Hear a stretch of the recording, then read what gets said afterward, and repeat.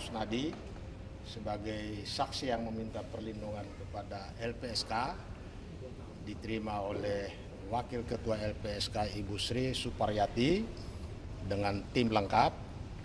Begitu juga Kusnadi didamping oleh para advokat dari tim pembela demokrasi Indonesia.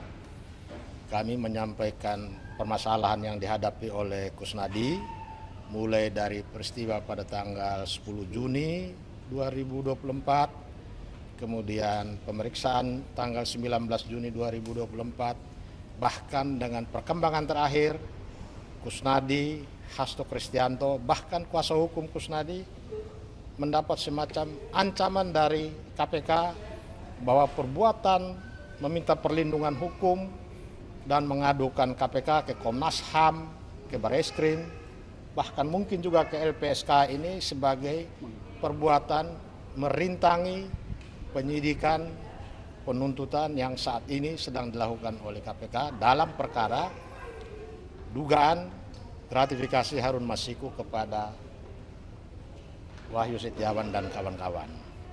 Ya. Kami juga menyampaikan bahwa sampai saat ini Kusnadi masih merasa tidak nyaman. Ya. Semua akibat dari pemeriksaan, penggeledahan, penyitaan yang dilakukan pada tanggal 10 Juni oleh penyidik Rosa dan kawan-kawan. Kemudian juga pemeriksaan dia sebagai saksi pada tanggal 19 Juni 2024. Karena pada saat itu pun terjadi satu kejadian yang mungkin dianggapnya kecil, tapi bagi kami itu fatal. Kenapa? Rosa dan kawan-kawan dengan etika tidak baik mengganti, merubah administrasi penggeledahan penyitaan yang menurut kami salah, dan kami sudah menyampaikan bahwa itu salah. Tetapi cara mereka mengubahnya itu seakan-akan melahirkan suatu persoalan baru yang tidak memperbaiki kesalahan itu. Jadi saat ini Kusnadi memegang 2 bukti tanda terima. Yang satu dikeluarkan tanggal 10 Juni tahun 2024, tapi tertulis seakan-akan peristiwa itu terjadi pada tanggal 23 April 2024 di Citerep Bogor. Kemudian pada tanggal 19 Juni dibuat lagi surat tanda terima barang sitaan yang dimaksudkan untuk mengganti yang tanggal 10 Juni itu, tetapi dibuat secara backdate seolah-olah itu terjadi tanggal 10 Juni. Itu berarti ada 2 data administrasi yang salah. Seharusnya KPK membuat berita acara perbaikan sehingga tetap ditulis tanggal 19 Juni, tapi untuk hal yang terjadi pada tanggal 10 Juni. Jadi perbaikan yang dilakukan itu tidak terjadi perbaikan karena ada 2 dokumen yang menurut kami isinya ya bisa dikatakan sebagai surat palsu. Sehingga kami juga sedang mempertimbangkan untuk melaporkan itu kepada pihak kepolisian, dalam hal ini Barreskrim Polri. Nah, jadi LPSK sudah mendengarkan pengaduan langsung dari Kusnadi dan permintaan ada beberapa poin. Pertama, supaya Kusnadi dan keluarganya mendapat perlindungan dari sini, ya, dari LPSK, supaya dia nyaman. Nyaman dalam arti ya dalam dia bekerja sehari-hari nyaman, dan juga ketika nanti dipanggil lagi dia memberikan keterangan dia tetap merasa nyaman, bebas. Ya. Itu permintaan yang pertama. Yang kedua, dia ketika memberi keterangan tidak boleh mendapat tekanan. Ya. Karena tekanan yang dialami Kusnadi pada tanggal 10 Juni itu berdampak sampai saat ini. Ya. Ibaratnya cecak lewat aja dia kaget, dia pikir KPK datang. Ya, kira-kira begitu.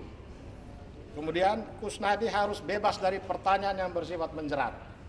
Itu bagian dari perlindungan yang kita minta supaya diberikan oleh LPSK. Keempat, Kusnadi harus mendapatkan nasihat hukum.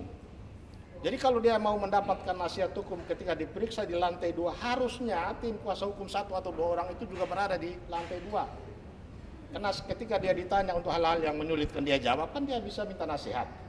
Ini tidak bisa terjadi di KPK. Keempat, supaya Kusnadi mendapat pendampingan.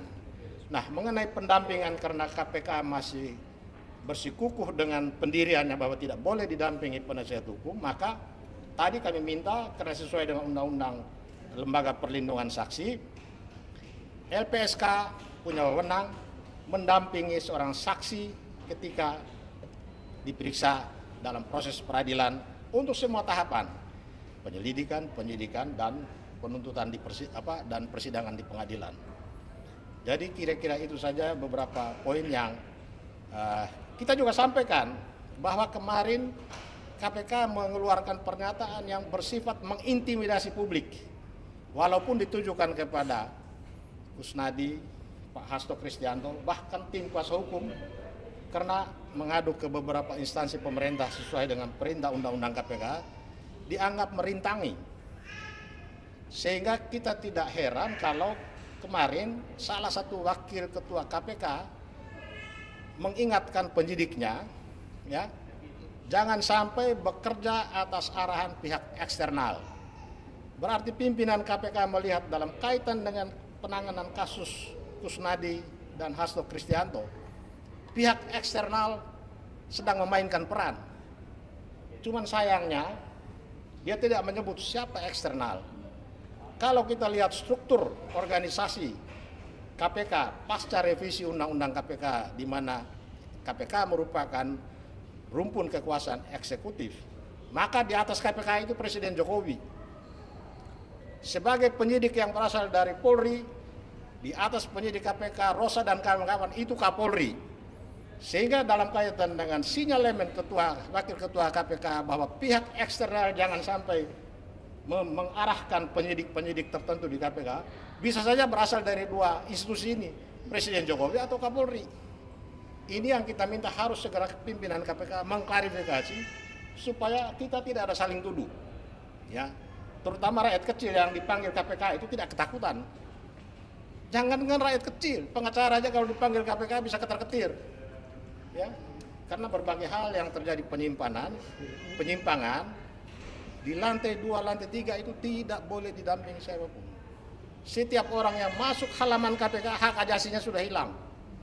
Dompet tidak boleh dibawa, handphone tidak boleh dibawa, yang diperiksa sebagai saksi tidak boleh didampingi, padahal undang-undangnya perintahkan harus didampingi.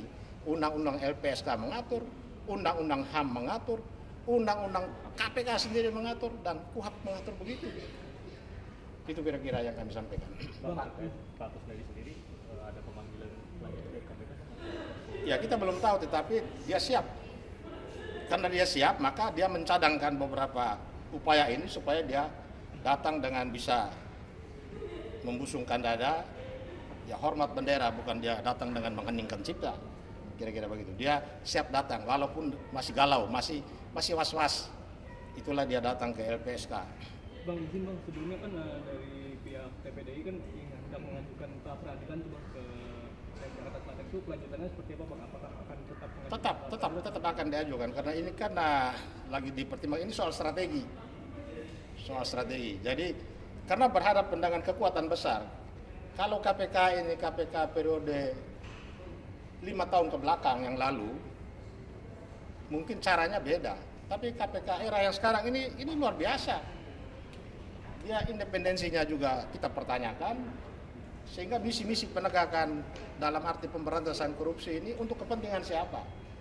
Jadi persoalan gagalnya KPK menangkap Harun Masiku sudah 5 tahun jalan, bukan persoalan HP-nya Hasto atau HP-nya Kusnadi, tapi persoalan internal KPK yang sampai sekarang tidak terselesaikan.